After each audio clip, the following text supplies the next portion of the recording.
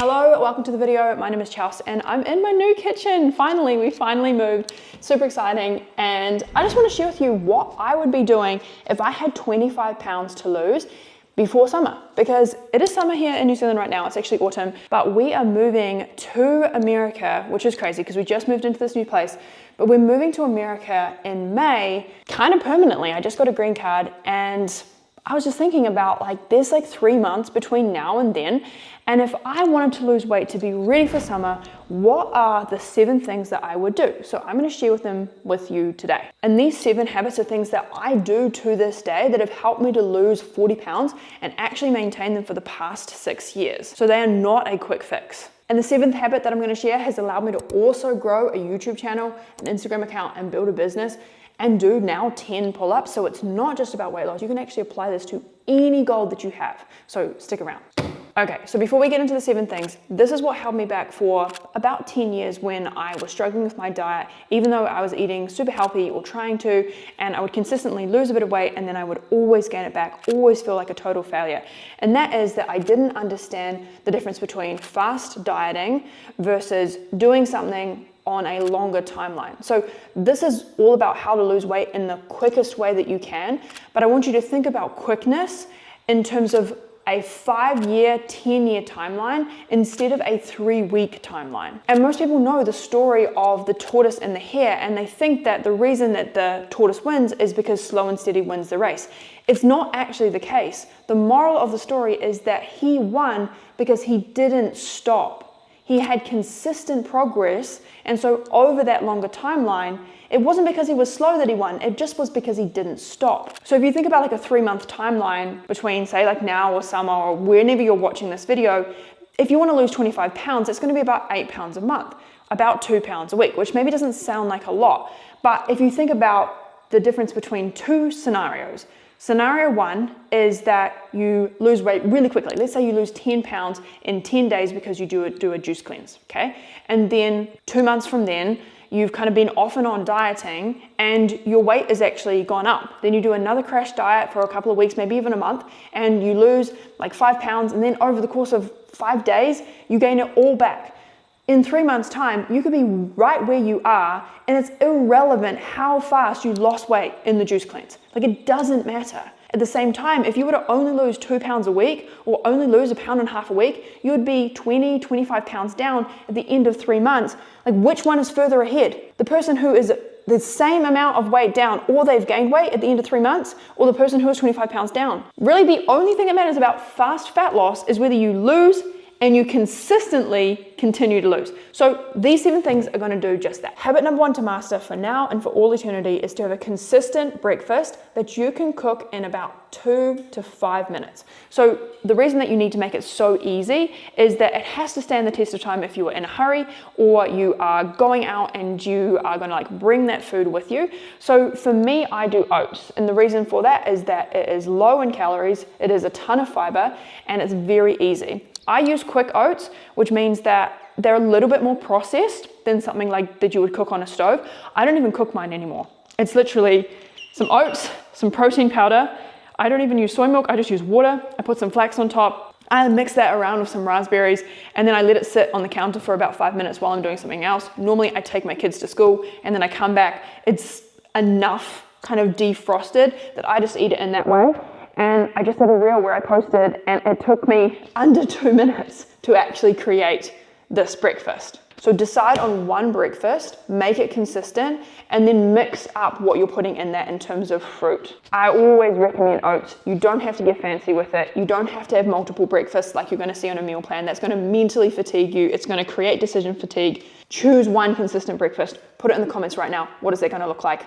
I recommend oats. The second habit to master is to have a potato-based meal every single day. And so that's going to be the potato as your main calorie source for a meal. And so for me, I do this as lunch. And what I typically have is potatoes prepped in my fridge. Actually, I just always have potatoes. I do a rolling prep system where as soon as I run out of my sweet potatoes that I roast, I will always, normally at nighttime, before I sit down or while I'm cooking dinner even, I will just put some sweet potatoes in the oven, and then I'll put a timer on for about an hour, bring them out, let them cool, and then right before bed, I'm gonna put them in my fridge. I'll also do like steamed potatoes, so that when I run out of potatoes, I will steam up some more in a big pot, and I have about 2 to 3 days worth of potatoes or sweet potatoes in my fridge at all times. Let's actually test this theory. Let's just actually see if there's stuff in my fridge. Okay, so I passed the test. I actually have 2 things in here right now. I have potato that was cooked up. My husband actually did this, and this is just roasted in the oven. And then the OG for me, which I'm getting low, so you can see that I'm gonna cook some tonight because I am getting low, is sweet potato. And if you wanna know how I cook perfect sweet potato and how I find perfect sweet potato, then I have a video for you, maybe here, I don't even know what way to point, but you can watch that next. So for this potato-based meal, I'm normally gonna have some tofu or some hummus and some broccoli, or I'll do some kind of component bowl, maybe like a salad, but the main source of calories is gonna be the potato. That's gonna be the thing that keeps me full. And the reason for this is that potatoes are so satisfying. They are the most satisfying food on the planet for the lowest amount of calories. They're about 400 calories per pound, which means that you can eat a lot of them. That actually equates to about this many potatoes, and you're gonna get very full and satisfied from that. So it's really gonna help you to reduce those cravings and binges so that you can stay consistent, which is gonna help you to lose weight faster on that 3-month or longer timeline, and ultimately keep that off long term. So develop this as a habit and do this every single day as a non-negotiable. This is what I have done from the very beginning. I still do it now. Even cold, it's so good, but you put this in the air fryer, next level. The third habit to master is to eat 50% of your lunch and your dinner as non-starchy vegetables. These are things like broccoli, tomatoes, courgette, capsicum, celery, Brussels sprouts, cauliflower, mushroom. Most vegetables except potatoes and things like corn are non-starchy vegetables. They are the lowest calorie food on the planet. I know I said potatoes are the lowest calorie food for their satiety, which means that for the amount of satisfaction they give you, they're the lowest. But vegetables are objectively the lowest. So what happens when you add 50% to both your meals is that you're lowering the overall calories that you consume. And this is how all weight loss works. You do actually have to eat less calories, and you have to do that consistently. Bulking out your meals with vegetables, which have got so much water and so much fiber, is what safeguards you from overeating in terms of calories, while still allowing you to feel full and satisfied. And that's really, really key. And this brings me to my 4th point, which is to develop a habit of eating until comfortably stuffed. I truly believe that one of the biggest mistakes people make, that I did for more than 11 years, is that they just don't eat enough food. And what happens when you don't feel full and satisfied, when you don't have enough potato or volume, like I would eat at least 2 of these, and then I would also bulk that out with a ton of vegetables. I would put avocado in there, I would put hummus in there. I eat so much more food than I ever used to. When I first started losing weight, you can see this video of me where I'm eating soup. I mean, it's crazy, that doesn't even look like me anymore. But I distinctly remember at that period eating so many soups and having bowls and bowls of soups, which have got a ton of water in them. And for the first time in my life, feeling like I actually could stay consistent with my diet because I felt full, and it wasn't an effort to do it because I was stuffed. It's kind of funny because I was in the States recently with some of our team, and we have a team member who I love dearly. Like, she's amazing. She's a phenomenal human being. And she's kind of new to this lifestyle. And I was there with some friends, and I was there with some other members of my team who we all eat the same. We've all lost weight eating this way.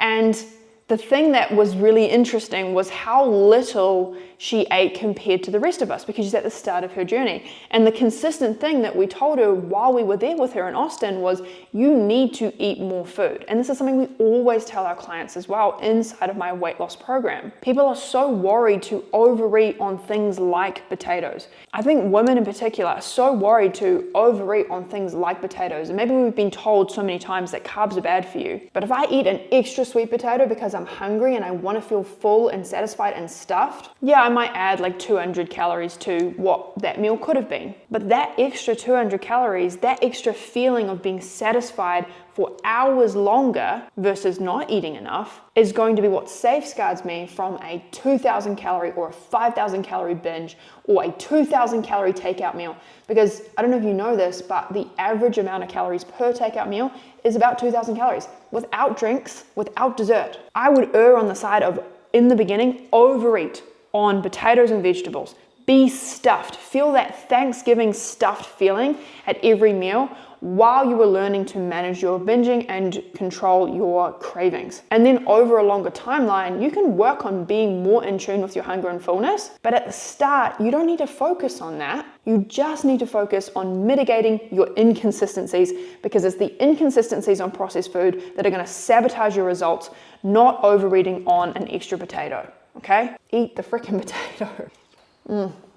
I'm hungry. Number 5, I'll say it once and I'll say it a million times, is to cut out oil. I know there's this trend right now where people are scared of seed oils for whatever reason, but all oil is about 4,000 calories per pound, whether that is olive, whether that is seeds, whether that is baby oil. Oil is a highly refined product. I think of oil as the equivalent of the fat sugar. And what I mean by that is you take something like a sugar beet, or you take a sugar cane, which has got a lot of water, a lot of fiber, you refine that down into a crystalline element, which is sugar. There's no fiber, there's no water. It's very, very high in calories because it is so refined. But you do the same thing with oil, where you take an olive and then you remove the water, you remove the fiber, and you're left with a pure fat product. So sugar, pure carbs. Oil, pure fat. The difference being that fat is 9 calories per gram, whereas carbohydrates or protein is only 4. So any kind of fat source is very, very calorie dense, which means that it's very easy to overeat on calories very fast. You don't have water or fiber to offset that, you're going to overeat even quicker. Practically speaking, you will have more calories from about a tablespoon of oil than you would have had from an entire head of broccoli. Cutting out oil and learning to saute with water, or to dry roast, or to use an air fryer is one of the most important things that helped me to reduce my calories by hundreds, if not thousands, every single week. And I didn't even have to notice any additional effort, because the food tastes just as good, or maybe it doesn't in the beginning, but you get used to it very, very quickly. Every time I talk about oil, there will be someone in the comments saying, well, you need fat for vitamin absorption, micronutrient absorption, and that's true. But I want you to listen really, really carefully. This is for the people in the back. Oil, crazy as it sounds, is not the only source of fat. You can also eat nuts and avocados and nut butters and things like tofu, so you can get all of the micronutrient absorption that you need and never ever eat oil. Just get it from a whole food source, not the most highly refined source on the planet. I do like a potato drop, not a mic drop. Number 6 is a little bit more unique. I haven't talked about this, but that is develop a habit of bringing food with you. What you want to do is you want to have like a cutesy, nice little cooler bag. We actually sometimes send these out to our clients because we know how important that it is. And all you need to do is have a starch sauce like a potato, a veggie sauce, a fruit, and then something a little bit more of a treat. Maybe like a little bliss ball. Basically, you're wanting to have things that you can munch on that are going to help you to feel full if you get caught in traffic, or you're out with your kids and you end up going to a restaurant, or you end up staying longer out. I don't know about you, but every single time that I leave the house, I end up staying longer than I think that I'm going to. There's no such thing as a quick errand. So this is what's going to safeguard you against feeling super hungry and then going and making a decision that you don't want to, that doesn't support your goals. And that little treaty element is going to mean that if you do end up going to a cafe, or you're at a restaurant, or you're somewhere where other people are eating highly processed foods and you feel deprived, you can grab that out and you can feel like you're having something sweet and nice. And it's just going to make it so much easier for you to stay consistent over that longer period, rather than just doing this for a couple of weeks or a couple of days and then giving up. Essentially what you're doing here is building a system that is going to support your lifestyle. We pretty much all leave the house a lot. So you're going to have a plan in place to do that. And this is the easiest way that I know. The 7th habit is a little bit meta, and that is to have input goals rather than output goals. What's the difference? An output goal is something like lose 25 pounds by summer in a 3-month period. It is the outcome of your habits day to day. An input goal is something like eat a pound of vegetables every single day or eat a potato-based meal. Most of the things that I've talked about are input goals in this video. The only two that aren't input goals per se are eat until comfortably stuffed, because it's a little bit ambiguous, it's hard to test that, and then cut out oil, which is still an input goal, but it's a lot harder to measure whether you are doing that consistently. The difference is that we're going to decide on tiny daily inputs that you don't have to be perfect to achieve. Here's the difference. If you're on a keto diet and you have a donut or you have a binge on something very carby, you're no longer consistent with your diet. You've now failed, and so by your actions, you've now failed. And so in order to see that day as a success, you have to be perfect. Whereas what we're going to do instead is we're going to just have three. I'm going to just say choose three input goals, and I'll tell you the ones our most successful clients use as well, so you can maybe use those if you want to, or get some coaching if that's going to be helpful. But you're going to choose things where, regardless of what else happens in your day, you succeed because you can tick off those three things. It doesn't matter if you have a binge. It doesn't matter if you don't get your steps in. It doesn't matter if you're not perfect with your diet. It doesn't even matter if you cook with oil. You just have these three things where every time that you do them, you get a little check mark, whether that is a high five, pat on the back, or even tracking your habits in a habit tracker, which is what our clients do. And the reason that this works is habit formation comes from reward. So the more that we reward inputs at a very quick point of entry, so as soon as we do the input or as close to the input as we can, the more our brains can connect our actions with reward, and therefore we want to do more of it. And it's super fascinating because if you even look at something like employees, you can have more employee retention. This is wild to me. This is what the studies say. You have more employee retention, you have more satisfaction in your job if you get a high five, a freaking high five or a good job at the moment that you did the good thing versus if you get a bonus 3 months later. Because the most important thing when it comes to rewarding behavior is how quickly you do it, not how much you reward it. And this is how I built a YouTube channel and an Instagram account. I didn't have goals to hit 100 subscribers. I had goals to do a YouTube video each week. I can now do, on a good day, 10 pull-ups, which is a huge goal for me. But I had that goal as an output that I wanted to achieve, and my input was just go to the gym and work my back 3 times a week. Input goals that lead to results, not just goals and results in and of themselves.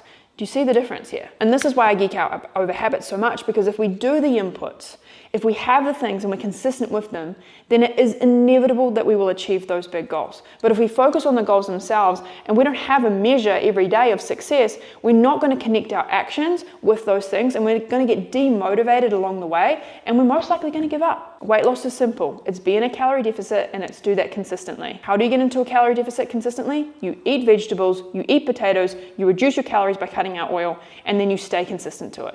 All the things that I've talked about in this video. It's not rocket science, but it doesn't mean that it's easy to do. Rewarding the inputs makes it easier because you will want to continue. I'm nearly done, but here's a little side quest.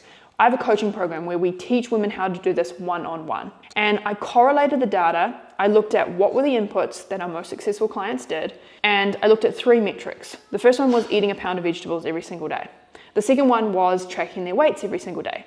And then the third one was taking pictures of all of their meals. And we have all of these habits stacked in our app, and then we have accountability to complete these habits along with other things as well. The craziest thing that I noticed was how consistent our clients were with those 3 metrics was directly correlated to the amount of body fat that they lost over a 3-month period. Over a long enough timeline, you will see predictable results when you have predictable inputs. This is just how the world works. So what I would love to know from you, and put in the comments, of these 7 things, which are the 3 things that you're going to implement today? And if you can't choose 3, then choose 1. What is the one thing that you're going to do, leaving this video, that from here on out, you're going to focus on for the next 3 months? If you can't do 3 months to a week, just get started. And if you also want to learn more about these frameworks and how I create weight loss meals, I talked about component bowls, I talked about how to actually have like a 50-50 plate. If you want to know the nitty gritty of it, then I made a free weight loss community to kickstart all of your journey in that.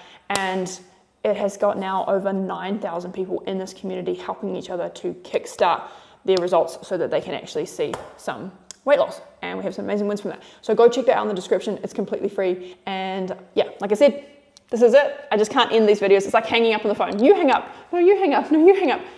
I'm going to hang up. Okay, bye.